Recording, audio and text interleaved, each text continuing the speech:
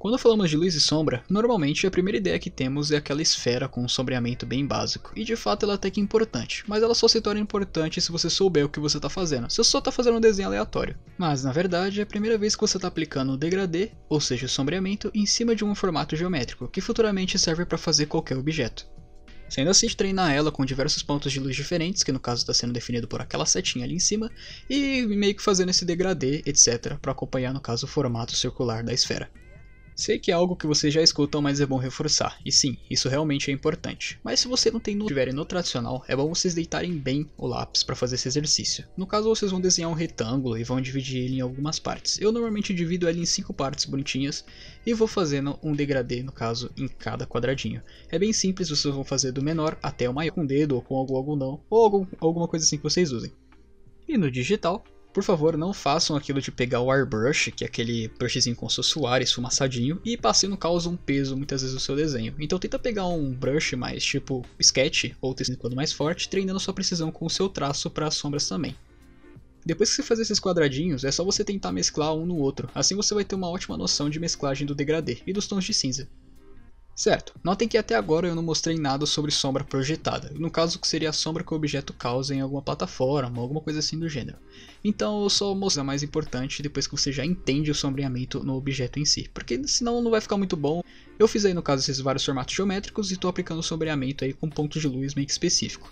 Para a sombra projetada, é bom vocês definirem o início da sombra, no caso onde está saindo do objeto, ficando mais forte na escala de cinza. Isso pode ser também com as cores, mas no caso eu estou fazendo na escala de cinza ali. Então, deixa a parte onde está saindo a sombra mais forte, além de deixar as bordas dele mais rígidas no início e projetada no cenário. Ou seja, quando eu digo cenário também envolve outras coisas, não vai sempre fazer sombra quebrada. Que, por exemplo, no caso ali onde está batendo a luz no meu objeto, que é uma esfera ali na frente de um muro, a sombra quebra na esfera, meio que causando uma parte da sombra no chão e outra ali na parede. Mas ele se mantém e dando uma noção muito melhor de profundidade em cima dessa esfera. É muito importante. Eu dei uma mapeada ali, fiz até uma linhazinha onde fica, entre aspas, a parte quebrada e mostrei ali o ponto de luz, que poderia ser alterado também, que mudaria, ou poderia mudar, variando, mas ainda seguindo a mesma lógica da sombra. E voltando a falar sobre sombreamento nos objetos, temos 3 partes muito importantes de vocês entenderem, que é a sombra, o meio tom e o highlight. Desenhei ali uma laranja e vou começar a fazer o degradê em cima dela, e vocês vão tentar identificar esses pontos. É muito importante porque você vai treinar a sua capacidade de ver essas informações no olhômetro, ou seja, sem precisar de alguma coisa te mostrando. Você só vai olhar e identificar. É muito simples e se você já manja, provavelmente você já viu. Marcamos a sombra na parte mais escura, ou seja, na parte onde está contrária, onde está batendo luz. O meio tom seria a transição para a cor normal, onde temos ali da sombra para a cor normal. E a highlight é o brilho da onde está batendo a luz. E depois disso eu faço a técnica do grayscale para jogar uma cor laranja ali em cima, mas ainda manter o esquema do sombreamento do preto e branco. No caso ali da escala de cinza.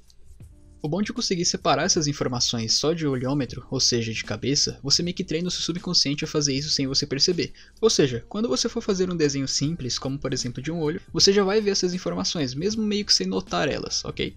Então agora, por exemplo, eu estou sombreando o olho ali naquela parte mais escura, a parte mais clara, etc. Mas você que já está com o olho treinado, você que já pelo menos tem uma noção sobre o que eu tinha falado, já consegue ver a parte onde está a sombra, onde está o meio tom e onde estão os pontos de highlight ali embaixo. Olha só, bem simples. Depois disso eu fiz também ali uns detalhes como a parte da pálpebra e também da parte da sobrancelha, que ficou uma sobrancelha bem duvidosa em qualidade. Mas tudo bem, é só um exemplo. Bom, e se você chegou até aqui, agora a gente vai para uma área um pouquinho mais avançada. É uma coisinha mais simples, mas é muito importante de vocês aprenderem, ok? Bom, se vocês sabem aí que a sombra ela é meio que afetada pelo cenário, principalmente se a gente estiver falando de cor. Mesmo assim eu vou fazer ele no tom de grayscale e vai dar para entender porque ainda vai ser aplicado, ok? Vamos lá. Fiz ali a sombra projetada em um objeto padrão, porém como vocês sabem, quando ele está projetado em um chão e esse chão também vai receber luz, não só o objeto.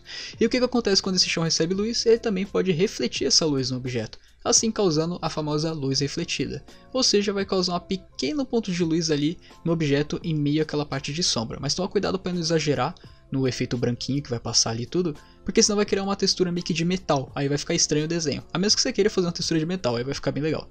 Lembre-se que todo esse envolvimento do cenário e da sombra é muito importante para vocês criarem uma noção melhor de profundidade. Mas vamos para uma parte um pouquinho mais curiosa e polêmica, coisa que a galera costuma ficar confusa, normalmente escolhendo um lado ou outro sem saber que dá para aplicar os dois, que são as hard edges e as soft edges, e no caso a mesclagem entre as duas, que é quando a gente pega ali pontos de sombra ou cores, no caso, e você vai deixar no caso bordas duras ou bordas suaves ali em meio degradê. Mas o que poucos sabem é que vocês podem usar as duas, variando se o objeto vai ter uma textura mais sólida ou se ele vai ter uma textura mais suave, como por exemplo uma coxa, definindo ali no caso um degradê mais soft, ou por exemplo uma musculatura ou uma peça de metal que vai mais hard. Aí você pode mesclar os dois também. E pronto, meu caro seguidor, agora você tem os princípios para o sombreamento para aplicar nos seus desenhos. Não se esqueça de não tentar aplicar isso em um rosto caso você seja iniciante, porque ele não é um negócio ali simples, ele é cheio de profundidades e relevos. Mas pode ficar em paz que vai ter tutorial completo sobre isso, então se inscreve aí para não perder, e deixa seu like caso esse tutorial tenha te ajudado. Falou!